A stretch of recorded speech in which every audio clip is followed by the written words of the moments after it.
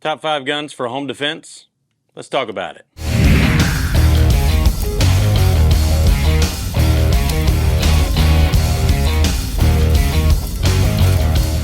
So today we're talking top 5 options for home defense. Now, I wanted to do this video because most of what I've seen on the internet talks about specific models. I'm not going to go into it like that because I think that's very subjective.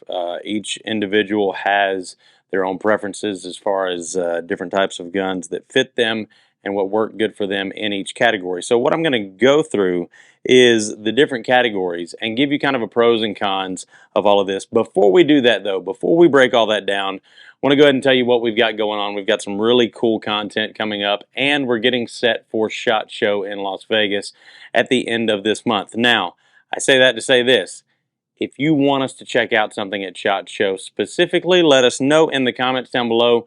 We've already got most of our scheduling done, but if there's something extra that we can squeeze in there and we can do that for you guys, that's what we want to do. So whatever you are looking most forward to seeing from SHOT Show 2024, let us know in the comments down below. Now, first up, I want to talk long guns for home defense. And main reason being, they are some of the most popular, starting with the 12-gauge shotgun. This one right here is a Mossberg 500. It started out its life actually as a Mossberg 500 combo, turkey deer hunting combo. So it came with a slug barrel as well as a longer, I believe 28-inch turkey barrel. I made some adjustments to it, obviously. I put an 18.5-inch barrel on it. I put a longer magazine tube on it. But I set this up more for home defense. Now, pros for a shotgun: firepower. It's got a lot of power when we're talking, full 12-gauge buckshot or slug rounds.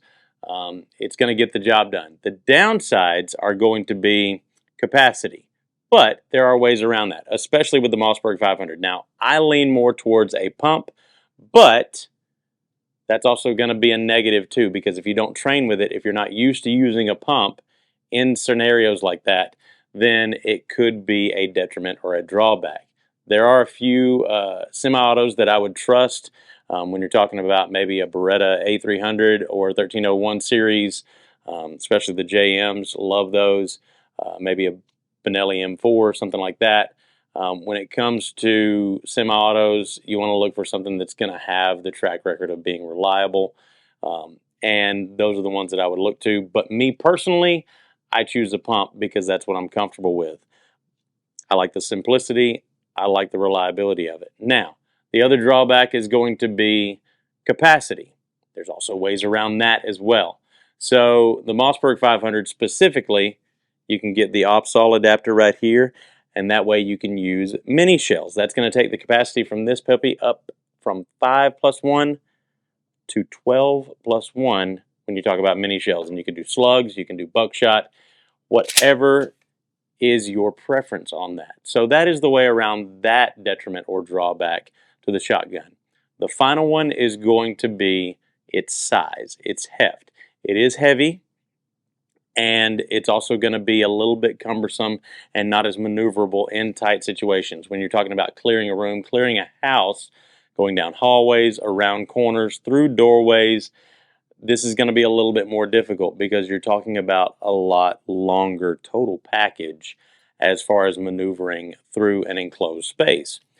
Another drawback is going to be the sound, and I'm going to get more into that because that's going to be a drawback for all of them, and there are ways around that. Next up is going to be another one of the most popular choices, and that is going to be some sort of AR-15. This one right here is mine.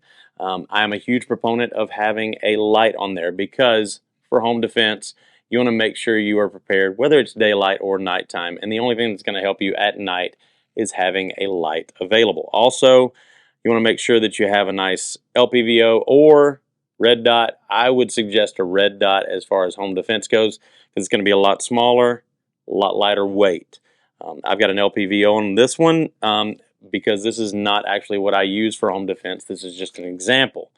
But this is kind of my do-it-all, my go-to rifle, varmint or rodent, anything like that. So not exactly the ideal setup for home defense, but it could work. Again, you're looking at the same drawback with the shotgun, as this is a longer package, not going to be as maneuverable, or and it's going to be a little bit more cumbersome in tight enclosed spaces, clearing rooms, inside houses. Now, when it comes to the AR, there are ways around that.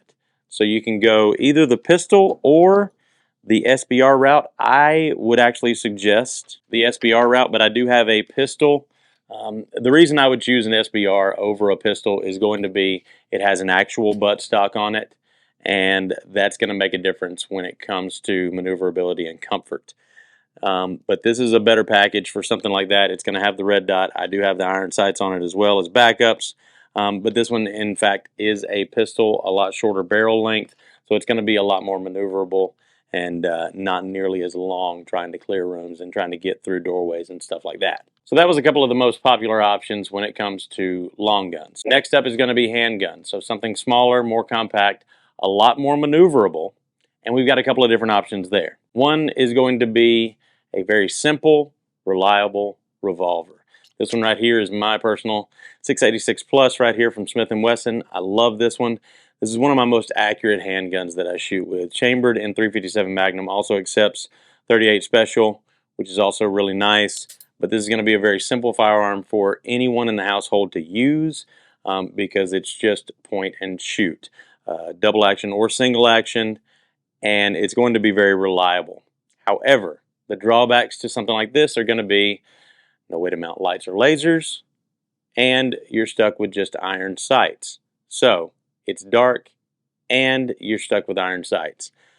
That is going to be the main drawbacks to this package right here. Although it is a very formidable firearm for home defense, it's not without its caveats. Next up is going to be any standard, what I would consider, I would say, full-size handgun. So Glock 19, Glock 17, HKVP 9, Beretta 92, all of those are going to be viable choices for home defense and what I would recommend. Another great option would be FN series. I love the FNX 45. It's going to be a great option for home defense as well. The nice thing you get with semi-auto handguns is going to be, especially nowadays, the availability of pre-cut slides for optics and the Picatinny rail up front for lights and or lasers. This is my Glock 19 right here. I've got a Hollow Sun red dot on it, Shake Awake, and it is also, this is the 507C. I've also got the Olight Balder Pro on front. I'm a huge proponent of using weapon lights on anything that you are using for home defense. I think that's paramount. And the great option with Glocks is you're going to have a lot of magazine options. I got the 31 rounder right here from ETS, but you're going to have a lot of options for magazines as well. 9mm is going to be easy to find, and you don't have to worry as much about over-penetration with that round like you would with an AR-15. Now, that's another thing that we're going to talk about here in just a few moments, but another good thing that I would like to point out is that anything with a threaded barrel that you can mount a suppressor on is also going to be a great option, and I'm also going to get into that in just a moment. Another good option that not a lot of people talk about is going to be a pistol SMG kind of style, like this CZ Scorpion right here. Now, I'm going to go ahead and show clear. Yes, all of these firearms are cleared and safe. So this one is actually the one that is my home defense package. And the reason I'm a huge proponent of this, it's small, it's compact, it's got all of the options that I want. So I've got the red dot, I've got my backup irons, I've got my flashlight right there as well that has momentary on and ability to stay on with one click right there. And I've got the pistol brace right there. Hopefully those don't go away again. Now, here's the plus for this option right here. You've got the option of higher capacity magazines. So you've got 20 and 30 round magazines, and it's a very reliable package. You've got 3 points of contact right here. So it's going to be not only compact, but also more accurate because you've got a longer sight radius and or the use of a red dot right there, which is going to be an advantage over a pistol or handgun. So that's going to be a more accurate option, as well as having the compactness, so it's going to be more maneuverable in tight circumstances. Now, let's get into some of the other drawbacks that occur with all of these packages. Sound. If you've never shot a firearm indoors without hearing protection, I cannot emphasize enough how debilitating that is. It is definitely going to affect how you handle the situation, because firing a weapon indoors without ear protection is deafening, to say the least. So that is going to be another factor, and that is why I'm also a huge proponent of suppressors. And anything with a threaded barrel that accepts a suppressor is going to be a great option. That way you can get that sound down to a hearing safe level and still be able to use the complete functionality of the firearm. Now, where that comes into play is for a handgun or for something like this compact package here, it's not going to affect the size as much as it would, say, for a shotgun or a full-length rifle. That's just going to add to the weight, it's going to add to the length, and make those a little bit more cumbersome when it comes to a home defense scenario. Also, depending on your circumstances, you want to think about overpenetration. And I know a lot of people talk about that. It is something that you have to consider, especially if you live in an apartment or you live where you're in a subdivision, maybe really close to other houses. You have to think about what's beyond and where everyone's located in your house. For me personally, when I leave my bedroom, I know that everyone else in the house is behind me and behind and above me. So that's just the way my house is set up. I don't have to worry about overpenetration, and I can go through and clear the rest of the house because I am in that corner where everyone is, and I don't have to worry about what's behind me. So that is something that I don't really have to consider because I also live out in the country. I don't have to worry about other houses being close by. That is something that some people do have to consider. So when you look at those aspects, you maybe don't want to go with an AR-15. Maybe you want to go with something like a 9mm or even a shotgun, that you're not going to have to worry about getting to the next house or what's beyond that wall right there. So that is something very important to consider as well. Now, what I want you all to do is let me know which one of these options best fits you. Are you going the more SMG style route? Liking that compact package that's still going to give you the accuracy that you want? Are you going the handgun route because maybe you only have one handgun and that's what you've got to work with? Again, I'm a proponent of using lights, using optics on those because it's going to increase accuracy and it's going to help you defend the situation. Having light, being able to illuminate the night. So that's a very big part of it right there. Or maybe you're on the shotgun side. Maybe that's what you're comfortable with. When it comes to pump shotguns, do not believe what anybody says about the sound of it scaring someone. Don't depend on that because that is absolute BS.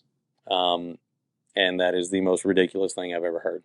So let me know in the comments down below which one of these options best fits you and you're most comfortable with. That's what this is all about because, like I said, everyone has their own specific needs and what they're comfortable with. Also, that's going to lead me into my next point. No matter what option you pick, it's going to be better than not having anything at all. And no matter what option you pick, train with it. Whether that is going to the range, and I'm not talking about just going to a shooting lane and shooting at 10, 15, 20, 25 yards in a shooting lane. I'm talking about maybe going to a facility that allows live fire drills inside a shoot house.